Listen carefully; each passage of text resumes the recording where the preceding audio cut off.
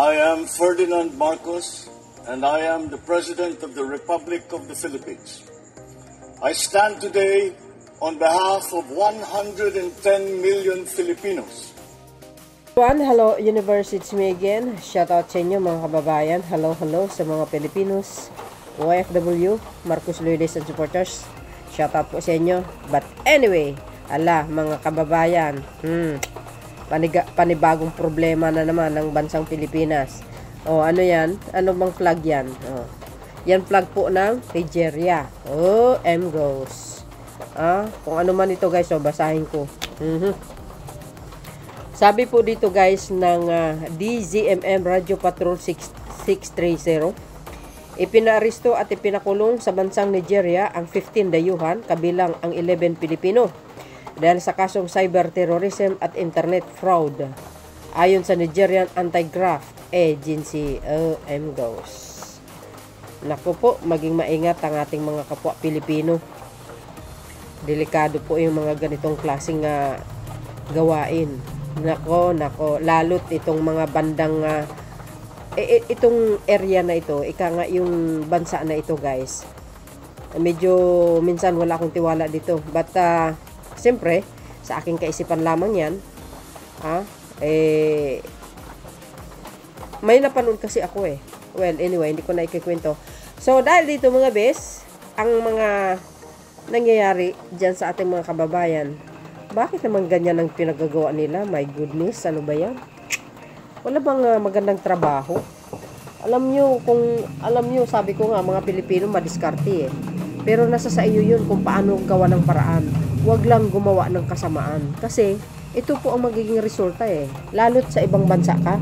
Ayan, lumalabas sa investigasyon na non-recruit umano ang mga suspect ng mga batang Nigerian upang magnakaw ng identity at magpanggap na mga dayuhan sa sariling nilang bansa.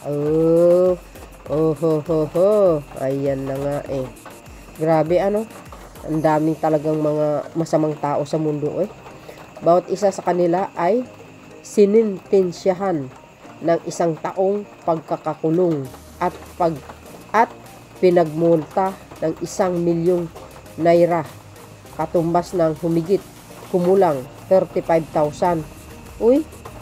Yan pala ganyan sa 1 milyong naira guys. 35,000, hindi kinaloka. Ano po ang kapalagayan nyo dito sa mga nangyayari sa mundo? Sangkot ang 11 na Pilipino. Ay nako, gumagawa pa sila ng kalukuhan doon pa. Di ba? So guys, abangan po natin ang magiging reaksyon ng palasyo tungkol dito. Kung ano po ang hakbang na gagawin nila, no? At abangan po natin ang announcement na yan. Ayan 11 Pinoy kinulong sa Nigeria dahil sa internet scam. Naku po. Palagay ko guys, mayroong mga ito. May mga mastermind. Maniwala kayo sa akin sa hindi. Ika nga may nag-uutos sa kanila. Diba? Sino kaya? Hindi kaya mga sakang sa laging nanggugulo dyan sa West Philippines ang pinakapinuno nila. Ito kaisipan ko lamang mga kababayan. Sabi po dito, sabi ng mga nagko-comment guys, di ko alam kung kailan din makulong yon mga Nigerian dito. Agay. Sabi dito, wag nyo ng pag-aksayahan ng panahon, mga yan, sila na nga, hindi nila naisip na may pamilya sila dito sa Pilipinas, tas gagawa pa sila pa ng ganyan. Totoo yun. Nakaka-disappoint. Wala nang mabuting balita para sa Pilipinas. Ang sama na ng imahe ng Pilipinas habang tumatagal, lumalala. Ngayon mo lang nasabi yan. Sa panahon pa nga ni Digong mas malala na. 'Di ba? Sa ejeke niya pa lang spreading yan buong mundo. Tingnan niyo yung pagkakulong ni Digong. 'Di ba? Viral yan sa international, mga kababayan. Talking of the town talaga siya. Talking of the nation, ika nga. Ngayon mo lang sasabihin yan. Matagal na, dekada na, bagsak ang ekonomiya ng bansa. Tapos yan, patayan dili, patayan doon. Sa panahon ni Poncio Pilato, wala Talagang sirang-sira ang imahe ng bansa. Ay mabuti, si PBM ang naging pangulo ngayon. Di ba? Sabi dito, huwag nang tulungan yan ng gobyerno. Umpisa pa lang, alam na naman nila na yan ay mali, ginagawa nila. Tama po yun. Di ba? Tayo mga Pilipino, kung gusto natin na gumanda ang buhay natin, huwag tayo gumawa ng masama. Tulad ng ginagawa na itong 11 na Pinoy na ito. Internet scam yan. Biro mo yun.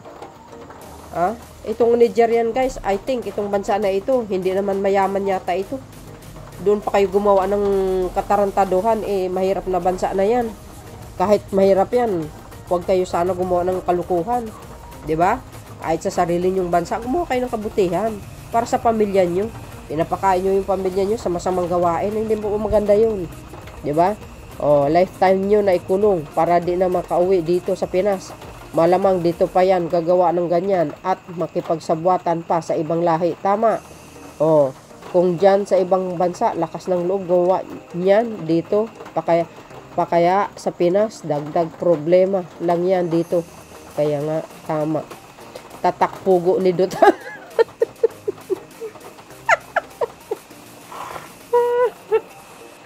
Ay, naloko na mga...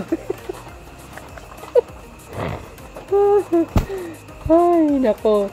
Buti nga sa inyo, dumayo pa kayo doon. See guys, well, speaking of pugo, alam po naman, talagang illegal na gambler talaga ang mga tao dyan. Alam nyo naman kung sino po ang nagmamanage ng pugo. Mga sakang nasingkit yan, mga bes, galing sa kabilang mundo. So, nakakalungkot yung mga ganito, 11 Pinoy, 'di ba? Parang ang higit na kawawa dito mga kababayan, yung pamilya nila, sa totoo lang.